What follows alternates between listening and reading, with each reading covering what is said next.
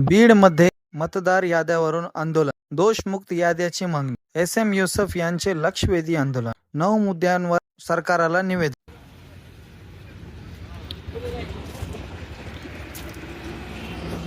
हे आपल्या समोर बसलेले आहे एस.एम. युसुफ, मुक्त पत्रकार. सर, आपलं नेमकं विषय काय? आपण धरणे आंदोलनावर बसलेले आहेत. विषय असा आहे की हा विषय फक्त माझ्या एकट्याचा नाही तर संपूर्ण भारत देशातील जनतेचा आहे. सध्या SIR प्रक्रिया भारत देशात असलेल्या संपूर्ण राज्यांमध्ये टप्प्याटप्प्याने राबविली जात आहे, पण ते चुकीच्या पद्धतीने, चुकीच्या धोरणाने राबविली जात आहे. कशी तरी आपली जनावर हाकायची तसे हाकू लागले आहेत ते. तर याला कुठेतरी चांगला एक संवैधानिक रूप यावा आणि एकही मतदार यादीमध्ये नाव येण्यापासून वंचित राहू नये.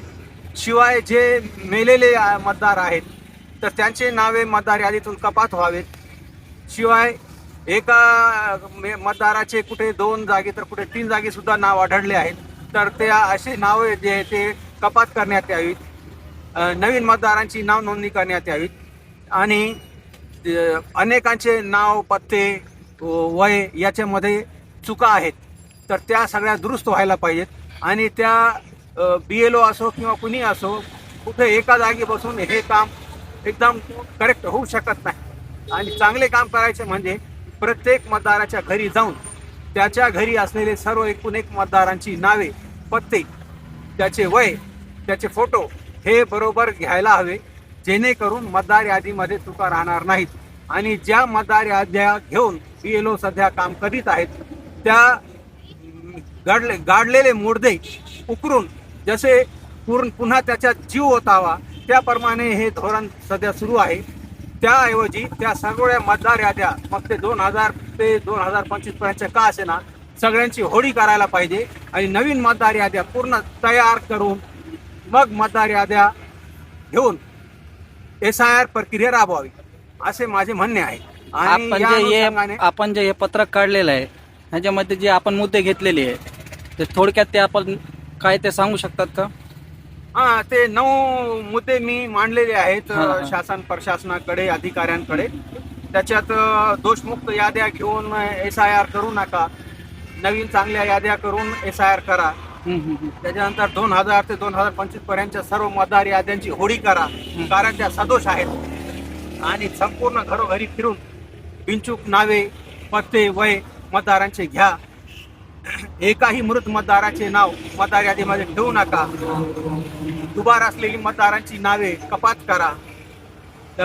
सध्या भारतीय मतदार, मग ते मुस्लिम पुरुष असो की महिला असो, हिंदू असो की आणखी कोणते धर्माचे असो, सर्वांचे मॅपिंग करण्याकरिता त्या आता सध्या ते जिथे वास्तव्यास आहेत तिथे जाऊन त्यांचे मॅपिंग करण्यात यावे.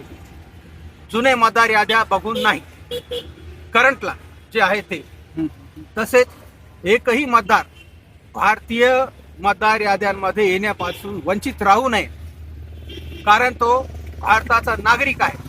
मग ते महिला असो की स्त्री असो किंवा कोणत्याही जाती धर्माचा असो, त्याच्याशी काही देणे घेणे नाही.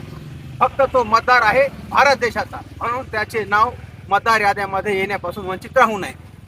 तसेच 8 मार्चपासून बीड जिल्ह्यामध्ये सुरू करण्यात आलेली SIR प्रक्रिया ज्यानंतर मतदार यादी तयार होणार आहे तर ती सदोष आहे, ती रद्द करण्यात यावी.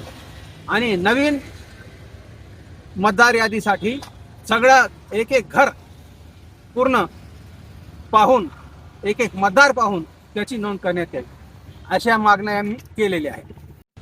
हे जो तुम्ही धरणे आंदोलनावर बसलेले आहे, या प्रतिक्रियेवर काय ॲक्शन या काय कारवाई नाही करण्यात आली तर तुमचं नेक्स्ट पाऊल काय असेल? बघा, आपल्या देशात संविधानावर देश चालतो आणि लोकशाही प्रधान देश आहे. तर लोकशाहीमध्ये अगोदर निवेदन देणे, प्रसिद्धी माध्यमातून आपले म्हणणे मांडणे, त्याच्यानंतर आंदोलन, धरणे वगैरे करणे, उपोषण करणे या बाबी येतात. आणि याच्यावरही जर काही नाही झाले तर मग जनहित याचिकाही न्यायालयामध्ये दाखल करता येते.